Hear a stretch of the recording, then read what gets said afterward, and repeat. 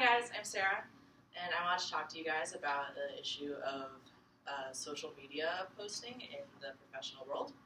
So I want you guys to imagine a situation where you take a photo, and it is an amazing photo. You love it so much, you decide, I'm going to put it up in my house. A buddy comes over and says, wow, that's an amazing photo.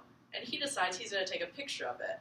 And then he decides, I want everyone to see this photo. So he puts it online, but forgets to mention that you're the one who took the photo.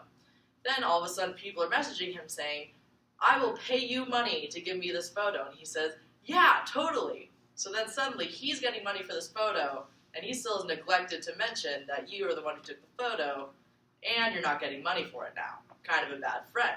And now you're left without any cash flow. This is essentially the basis of intellectual property theft. And it's why copyright laws are in place, and it's why social media policies exist in corporate policy, in corporate situations now. So in today's society, social media is a very dangerous playground, and it's important to know all the different policies that your company has that you work in so you don't end up breaking any rules. It's important to understand these because you don't want them to have anything stolen and you don't want to get fired. So today I'm going to be talking about what intellectual property is, why these copyright laws exist, and how it affects your actions and your presence on social media. So intellectual property is essentially anything that you create and own by law. This is whether you copyright it or trademark it, but essentially it could be television, film, music, literature, art, anything that you create and you decide to put out there. Like, for instance, NBC and Disney, big corporations, their intellectual property is in the form of television and movies and songs, and they actually receive revenue for their work.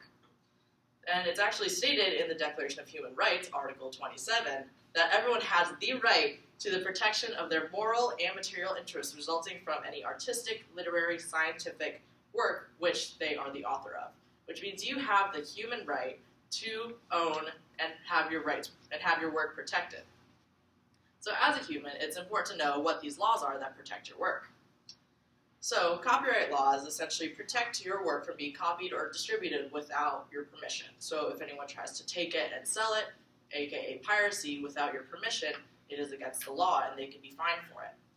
This helps prevent the loss of content and money, because then if you're losing control of your content and you're losing control of the power over it, then you're also not getting money for it later.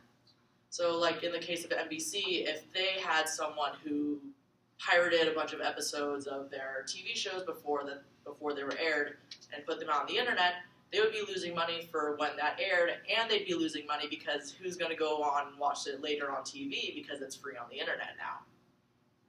And all these big companies now have social media teams that are specifically hired and paid to put these things online for you.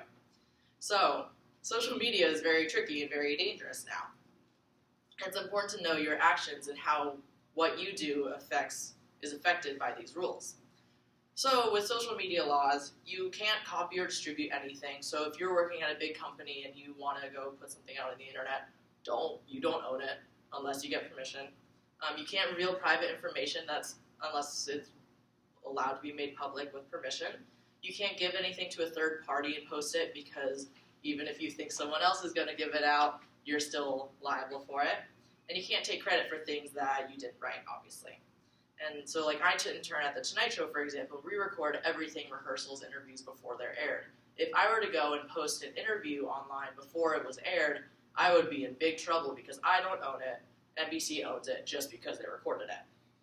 So it's important to protect yourself from getting in trouble. And so while those are things you can't do, it's also important to know what you should do. So you should always be careful about what you do post online. Think about everything that you post first. If you have to think, should I be posting this? You probably shouldn't.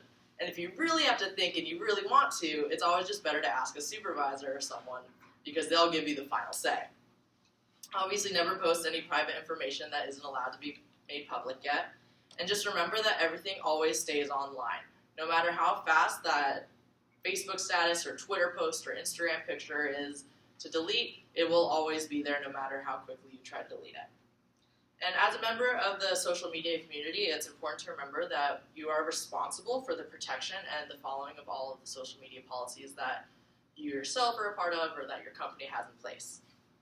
So it's everyone's best interest to follow social media policies. You don't want to be the bad friend that posted a picture and got all the money and got away with it. And just, it's always smart to be aware and be smart and be aware. Don't post things you're not supposed to.